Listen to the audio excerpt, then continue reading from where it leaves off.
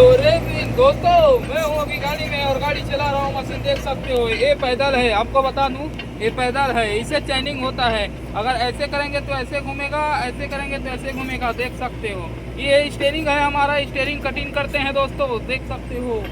और दोस्तों मैं अभी चला रहा हूँ, आपको लीवर बता रहा हूँ। ये लीवर है, ये लीवर है। कौन सा लीवर है? स्टिक लीवर है। स्टिक अंदर बाहर होता है। और दोस्तों ये लीवर देखो, ये लीवर है दोस्तों बूम का, जो सामने बूम दिख रहा है, ऊपर नीचे होता है। और दोस्तों ये है मीटर, और हमारा डीजल मीटर, ओस मीटर और अपना टेम्परेचर मीटर है। तो दोस्तों और जानकारी के लिए मुझे ऐसे ही फॉलो करें और मेरे को देखिए दोस्तों।